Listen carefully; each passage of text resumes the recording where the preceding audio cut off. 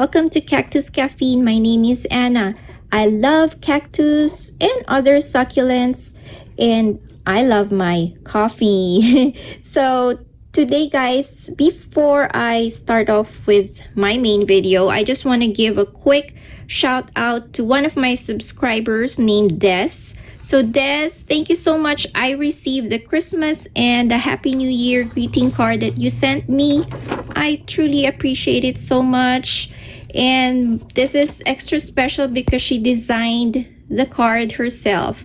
So Des also has a YouTube channel. It's called Scary Fear. Her channel is more of a variety channel where she posts her different hobbies. But lately she is getting into cactus, so that is exciting. Good luck with your new hobby, Des.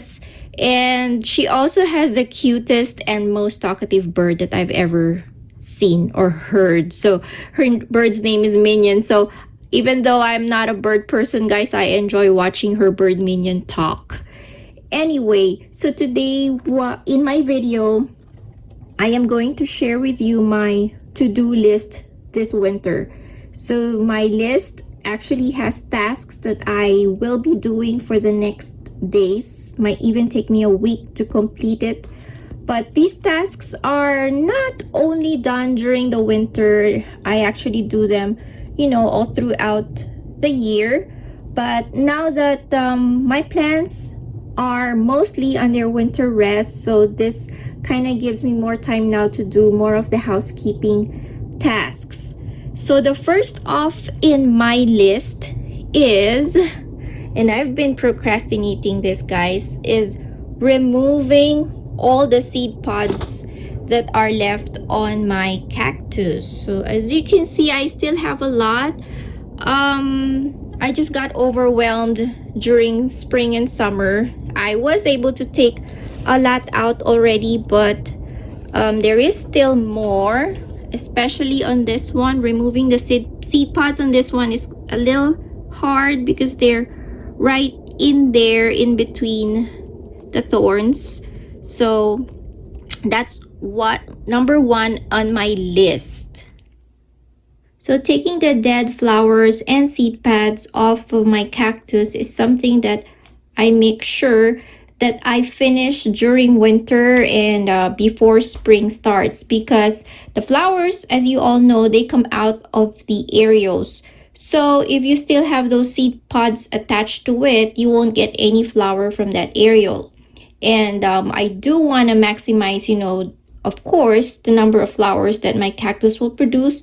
So I try to free up as much areole as I can. As a matter of fact, in this cactus, I think it is starting to bloom early. I see some areoles already starting to swell up, and usually that is the beginning of flower development.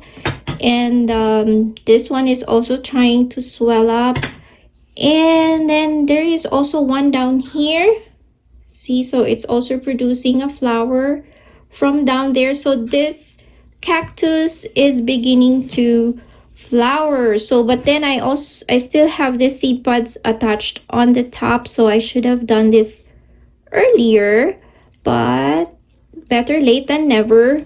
So I'm gonna remove all the dead flowers and the seed pods from all of my cactus to maximize the flowers.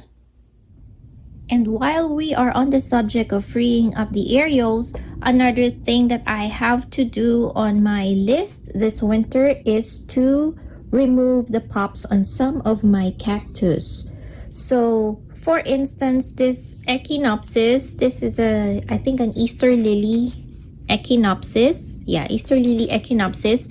So I bought this early last year, and it was still, I guess, small or very young to flower, so it hasn't flowered for me, but it developed these two offsets on its side. So I will remove both of them because what I want to do is for this mother plant to focus its energy to itself instead of nurturing its babies on the side.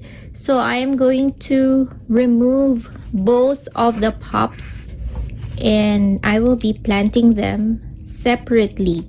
So hopefully by doing this, more of the energy will be devoted to itself to grow and hopefully to produce more flowers as well. So this cactus is another good example. This is a Lobivia arachnacantha. So as you can see, it developed so many pups on top of it. So this side is mostly covered with pups. Now I am going to remove the little pups because I want to free up the areas for more flower production. These pups are too small to develop flowers by themselves, so I am expecting the flowers to come just from the mother plant, the big one, and possibly from the bigger offsets on this side. But look at the mother plant. This side is almost totally covered with pups, so there is no way for the flower to come out on this side. So if I want more flowers during spring, I have to free up these areas on this side. So I am going to remove these little pups, and don't worry, I think these guys are big enough to root by themselves. Look at this one, it already has its own roots. I hope you can see it in camera, but it already developed its own roots, so they will survive. I'll just pot them separately. Now this method that I use of freeing up the areas to hopefully encourage more flower production, I discussed this in my video on how to make your flower cactus.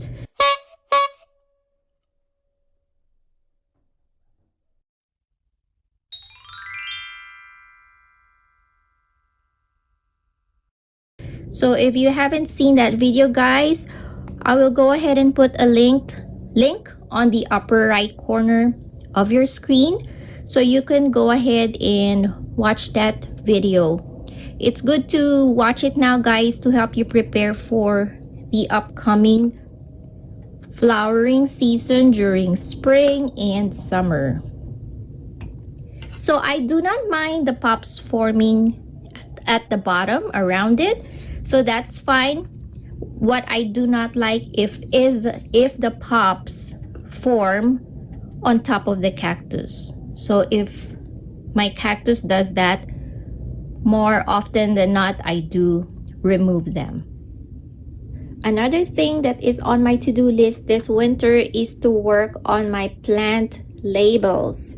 Yes, this is something that I've been wanting to do for the longest time, but just haven't had the time to do it.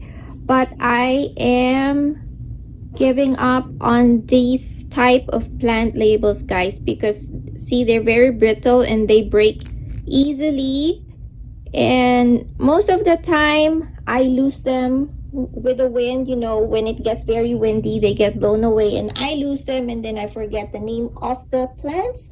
So I came up with this idea. What I do now is, with terracotta pots, I write the name of the cactus on the terracotta pot using a pencil.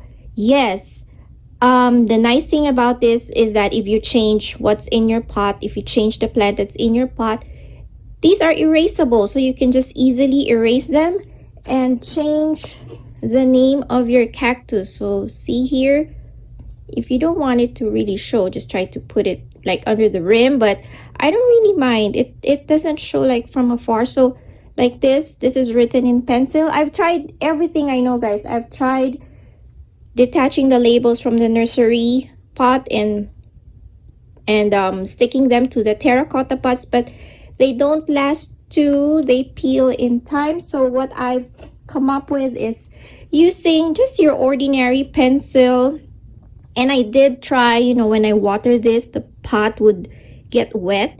They do not get erased with, or easily get erased with water. Of course, I don't hose my pot. I just water from the top, and the terracotta pot gets wet, but the writing stays there. So this is something that I've come up with and I've started doing late last year. And I will tell you if it doesn't work or if I encounter any problems with it. But so far, I think this method of or way of labeling my pots will work better for me than using the plant labels. Another task that I do during the winter is cleaning my terracotta pots of molds. So this problem of having molds in my pots only occurs in winter or during winter in my environment here, because molds develop when it is damp and cold. So during summer, I do not get molds on my terracotta pots, but they appear usually winter time. So this pot in the middle, this is actually outside my greenhouse. It was exposed to rain, so it developed more molds. And these two other pots actually are in my greenhouse all the time, so they don't get wet in the rain. So they're pretty much clean. So what I do if I have molds on my pots like this is I just use a spray solution. So I use 50, no, not 50%. It's a mixture of hydrogen peroxide and water. I use more hydrogen peroxide than water. So I mix it in a spray bottle. I would say maybe 70% hydrogen peroxide and 30% water. And I just spray it with this solution. So like that. And then I leave it a few seconds and then I wipe it off. So actually just wiping it with a damp cloth may do the trick, but then I found out that if I use hydrogen peroxide solution, the molds don't come back right away. So it gives me more time, more time with clean pots. So just spray it and rub it off, and that should take care of your pots. Now this is just a Q-tip dipped in that same solution to get in between the spines. Some people use a mixture of bleach and water, but I don't like messing with bleach too much, so I prefer hydrogen peroxide because I don't like the smell of bleach too. So this is better for me. And one final task that I told myself I have to do and complete this winter is to repot a lot of my cactus. This is something, guys, that I do not recommend for those who are new to the hobby. Usually during winter, I would discourage you from repotting. But if you're comfortable and you already really know your plants, then you can do so. Like for me, I will be doing some repotting because, for instance, this cactus, one of my viewers actually saw this in one of my videos, and that viewer said I have to repot it because look, I hardly have enough space anymore to put my watering can, so I'm having a hard time watering this. So this needs to go to a new and bigger pot. Also, I have some that are still in their nursery pots, so I haven't changed the pot nor the soil, and I have to do that soon. So all these guys here are still in their nursery pots and nursery soil. So that's one final thing that I have to do this winter too. So what else can I say? So of course I will be cleaning, doing some cleaning, housekeeping, removing the dead leaves or dead stems, but there's not too many. Like this one, there's not too many because I usually remove them as I see them. But yeah, that's part of the housekeeping that I will do this winter, is to do a clean up. Okay, so this is another one that needs to be repotted and probably propagated. Oh, and by the way, in my aloe video, I asked a lot of the viewers what to do with the aloe pods. So there's a couple of you or 3 people who said I should cover them with something because they will burst open and I might, lose the seeds. So I took your advice, guys. So I wrapped it with stockings. So hopefully I will be able to catch the seeds. The only thing is I don't know when they burst open because I cannot see them. But at least they'll be there. So Maybe in a few weeks time or next month, I'll try to open that one up. Very good coffee and perfect for this cold weather. So I think that is it for my video today, guys. And to all my subscribers, thank you so much. I appreciate each and every one of you, and I love reading your comments.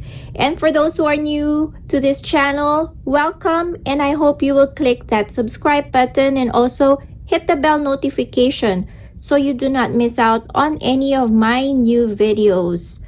Alright, so until my next video, oh, and wait for the subscriber spotlight at the end of this video. Watch them and you will see your lovely collection featured here as well. So until my next video, bye and cheers!